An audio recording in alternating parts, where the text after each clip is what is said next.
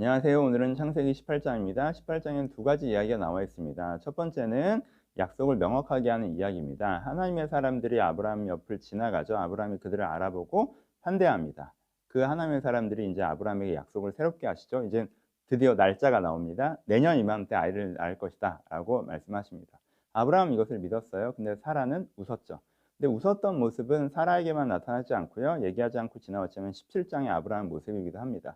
아브라함이 17장에 하나님께 할례 언약을 얘기하시니까 웃습니다. 웃으면서 이스마엘이나 하나님께서 잘 살았으면 좋겠다라고 얘기합니다. 이 두 사람 다 약속을 주셨는데 이루어지지 않는 시간이 길어지다 보니까 이건 그냥 안 되는 거구나라고 생각하고 있었다는 거죠.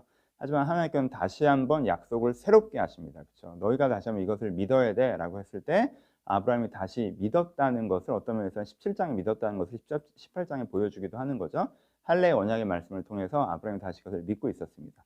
사라는 아직 이렇게 막 믿고 있지 않았던 것 같아요. 그래서 우리가 믿음이 연약해질 때 하나님께서 상황을 갖고 믿음이 흔들릴 때 하나님께서 다시 한번 우리 가운데 말씀하실 때 다시 약속을 주실 때 이것을 믿는 것, 이 중요성에 대해서 이야기하고 있다고 할 수 있습니다. 적용적으로까지 얘기를 해보면 그렇잖아요. 우리가 현실을 가지고 하나님을 비판하느냐, 하나님 약속을 했잖아요. 근데 이게 이 모양이잖아요. 그러니까 이게 틀렸네 라고 할 거냐, 이게 광야 1세대 이스라엘이 했던 방법이죠. 물이 없잖아요. 길이 험하잖아요. 대적들이 세잖아요. 이게 뭐예요? 이 땅을 준다는데 이거야? 이렇게 했던 거. 근데 아브라함은 어떻게 하는 거예요? 20년 동안 언약이 약속이 이루어지지 않는 부분이 있는데 그럼에도 불구하고 하나님께서 다시 한번 말씀하셨더니 20년 동안 내가 그걸 또 속냐 이러지 않고 주님께서 말씀하셨는데 제가 믿음이 흔들렸군요. 제가 믿습니다. 내가 그거에 동참합니다. 라는 고백으로 썼다는 거죠. 그렇죠? 이 부분이 다시 한번 계속 아브라함 전체에게서 가장 중요한 이야기라고 생각합니다. 두 번째 이야기는 이제 소돔의 멸망 예언에 아브라함이 중보하는 이야기죠. 하나님께서 아브라함을 뭐로 부르세요? 동역자로 부르시죠. 넌 내 동역자야. 너는 강대한 나라가 될 거야. 너를 통해서 천하 만민이 복을 받을 거야. 뭐예요? 하나님의 사람으로서 하나님의 공동체, 하나님의 나라를 세우고 이 나라는 세상을 변화시키는 나라가 될 거라고 하는 하나님께서 세상을 변화시키는 하나님 나라 사명, 사역, 부르심을 아브라함에게 명확하게 하시고 그 명확함 속에 이미 아브라함이 서 있다라고 이제 얘기하시죠. 그렇기 때문에 아브라함에게 이제 소돔 사건을 얘기하시죠. 소돔이 악하고 내가 이제 심판할 거다라고 얘기하시는데 아브라함이 때 어떤 모습으로 나타나요? 중보자의 모습으로 나타나죠. 하나님 10명의 의만 있더라도 소돔을 용서하여 주시옵소서라고 하나님께 이야기하고 하나님께도 그것들을 약속하시는 장면이 나오고 있습니다. 물론 소돔은 10명의 의인이 없었기 때문에 멸망당하지만 이 중보로 롯을 구원하는 중보로 하나님의 연약한 백성들을 구원하는 아브라함의 모습이 나타나고 있습니다.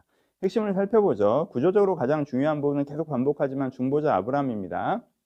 앞부분에서는 악한 권세를 깨뜨리고 롯을 구원했던 아브라함이 지금 중보함으로 롯을 구원하고 있죠. 하나님의 사람, 믿음의 사람, 하나님의 동역자는 어떤 사람이에요? 주님의 긍휼하심을 붙잡고 중보하는 것들을 통해서 연약한 사람을 구원하는 사람입니다. 그래서 여기서 아브라함 모습은 예수 그리스도의 모습이고요. 또 우리가 본받아야 되는, 우리가 믿음의 사람이라고 한다면 우리는 하나님의 일에 어떻게 동참할까 중에 하나가 이 중보함으로, 내가 중보함으로 하나님의 사랑을 가지고 기도함으로 내가 하나님 일에 동참하고 있는 모습들도 보여주고 있습니다. 일단 중보라고 하는 건 무엇이냐면 하나님 이 사람의 현상적인 악을 보시고 이 사람의 중심의 아름다움을 봐주시옵소서. 100가지 악한 모습이 있더라도 한 가지 아름다움에 하나님 집중해 주세요 라고 하는 것이 중보이거든요. 그러니까 우리가 다른 사람들을 중보할 때 하나님 이 세상이 죄악되고 이런 게 있지만 하나님께 만드신 원래 아름다운 모습을 기억하시고 이들을 구원해 주세요 하는 그 중보자의 모습이 우리 가운데도 우리가 믿음의 사람이라면 우리가 가져야 되는 모습이다 라고 본문이 우리 가운데 가르쳐주고 있습니다. 또 하나 묵상해 볼 수 있는 부분은 의인이라는 것이 무엇인가에 대한 부분을 한번 이건 뭐 큐티적으로 해볼 수가 있겠죠. 세상이 멸망당하는 이유는요 100명의 악인이 있기 때문이기도 하지만 10명의 의인이 없기 때문이기도 하다라는 부분을 오늘 본문은 우리 가운데 가르쳐주고 있습니다. 그러니까 우리가 세상을 살아갈 때 선한 세상에 살면서 선을 소비하고 싶은데 세상이 악해서 내가 불편해. 그러니까 어쩔 수 없이 내가 그 악한 세상을 어느 정도 따라가는 거야. 세상이 그러니까. 이런 태도를 가지는 것은 우리가 어떻게 돼요? 함께 멸망하는 자의 자리에 서는 거죠. 그렇죠? 세상이 악하더라도 세상이 악하더라도 내가 여전히 선함의 자리에 서서 이 세상이 멸망당하지 않게 이 세상이 선으로 조금 더 변화될 수 있게 그게 내가 서 있어야 되는 자리라는 것을 오늘 본문이 선명하게 보여줍니다. 그러니까 세상이 선해서 난 그 세상을 소비하고 싶었어. 나도 세상에 살아면 좋지. 세상이 악하잖아. 나도 얼마나 억울해. 선하게 살 수가 없잖아. 어쩔 수 없이 이 정도 타협하 이렇게 하면 안 된다는 거. 그러니까 꼭 기억하시고 세상이 어떠하든 의인의 자리에 서셔서 여러분들이 이 세상을 구원하는 여러분들이 여기서 의인으로 살아가는 것 자체가 이 세상이 멸망당하지 않게 구원하고 계신 거예요. 하나님께 여러분 때문에 이 도시를 지키시고 이 공동체를 지키는 거일 수 있으니까 그런 사람이 되었으면 좋겠습니다.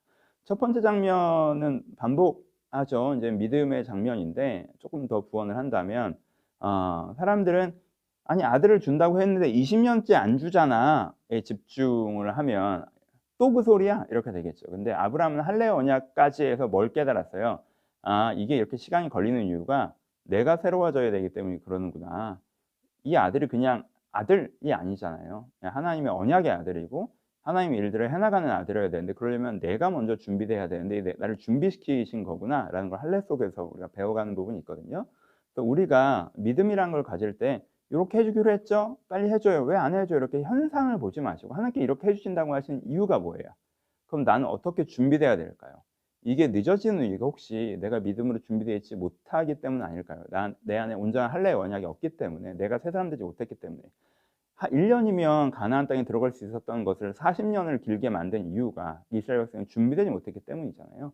혹은 나는 그런 건 아닌지 한번 돌아보시면서 이런 사라의 웃는 방식, 아브라함이 했던 웃는 방식, 아유 20년 동안 그 얘기야가 아니라 이 중심의 영적으로 무엇이 흘러가고 있는지 바라보시면 아 내가 정말 제대로 믿는 게 중요하다라는 것들도 다시 깨달으실 수 있을 것 같습니다.